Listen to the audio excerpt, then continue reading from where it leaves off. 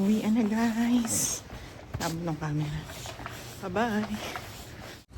Bye, Janina! Guys, hindi naman siya malala. Pero malamig.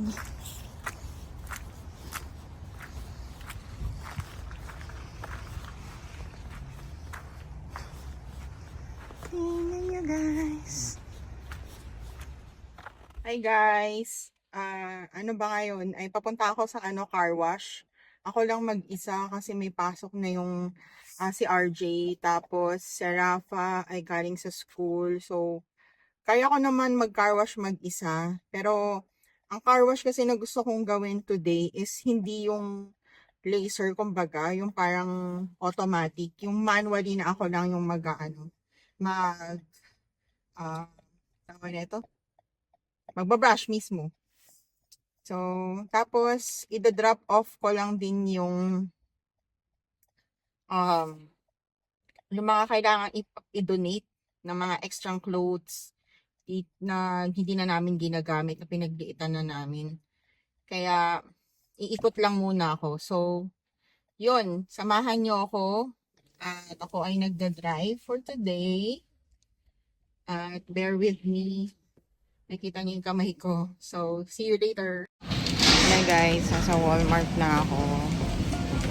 At nanggaling ako sa CVS Pharmacy. Nagkukunin ako. Hindi na ako nakapag-video kasi nagmamadali ako. Tinilang ako ng ginger kasi magluluto ako ng tawag na to? Mussels. Tapos, tingin lang din ako ng strain. See you! Hello guys! Tapos na ako sa Walmart errands. Ang dami ko napuntahan. Naglinis ako ng kotse.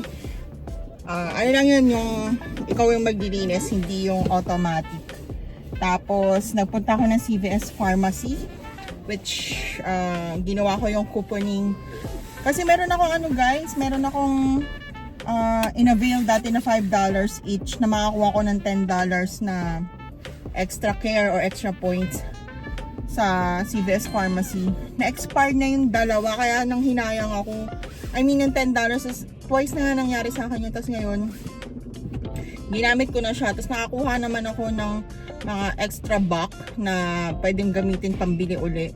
So, nakagastos ako doon ng mga $20, which worth na $70 US dollar yung mga items na napamili ko. Tapos pumunta ako ng Walmart. Dito pa ako sa Walmart ngayon, nasa parking pa lang ako. Para bumili ng ginger tsaka ng colander. Yung, walang ko tama yung pronunciation ko. Yung pang siya, kapag nagpa-fry ka, yung parang strainer ba kumbaga na malaki. Tapos, yun. May mga items pa akong binili. At uwi na tayo, magluluto pa ako. Time check is 5:27 PM na. Gabi na dito, madilim na rito.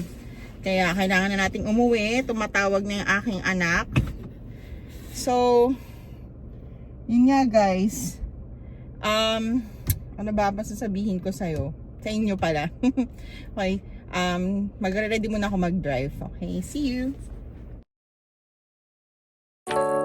I was yours, you were mine, but it's time to say goodbye. Didn't know that the honeymoon's just a phase. Now I understand, I learned it firsthand with you. Thought it would last forever. Oh, you should have loved me better. Should have loved me better. 'Cause we might still be together before we split up. Always believed we would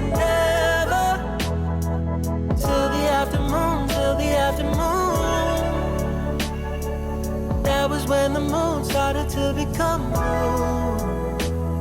Oh, so I surrendered, 'cause I couldn't see things getting better. No, in the afternoon,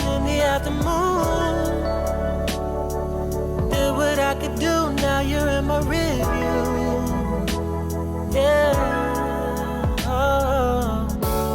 Hasn't always been this wrong or this bad, but after some time I realized you and I were in the match.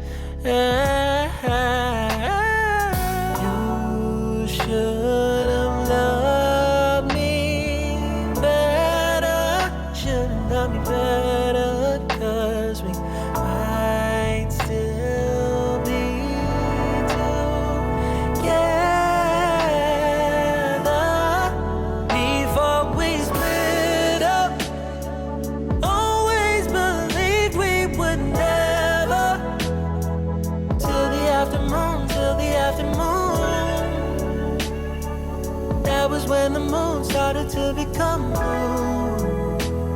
Oh, so I surrendered, 'cause I couldn't see things getting better. No, in the afternoon, did what I could do, now you're in my review. Yeah. Ooh, don't turn it back, so we know it wasn't all. Now it's time to say goodbye. Say goodbye. Don't turn it back, don't know it wasn't all. Now it's time to say goodbye. Say goodbye. Don't turn it back, though we know it wasn't all. Now it's time to say goodbye. Say goodbye. Don't turn it back, you know it wasn't all. Now it's time to say goodbye. Say goodbye.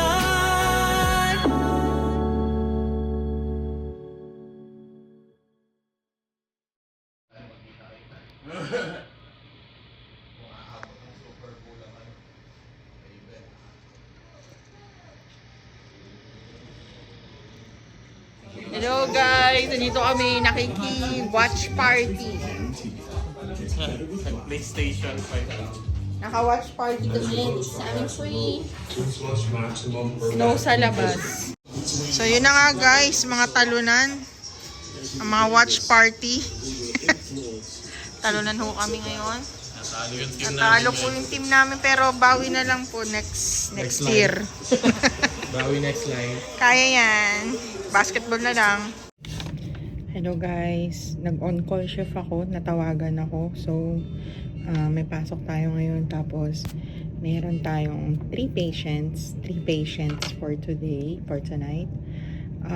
Tinatawag yun na IMC or intermediate care dito sa ICU na nasa amin pa bilang medyo hindi pa sila stable. So, meron kami ditong 7 to 10 beds na under IMC. Kaya, hindi lang buo itong unit na to na buong ICU. Pero, ang ICU bed capacity ng unit na to sa pinag-workan ko is 45. Kaya, ayun guys. Then today, after ng shift ko, on off lang ako, tapos papasok na naman ako ulit. Bye!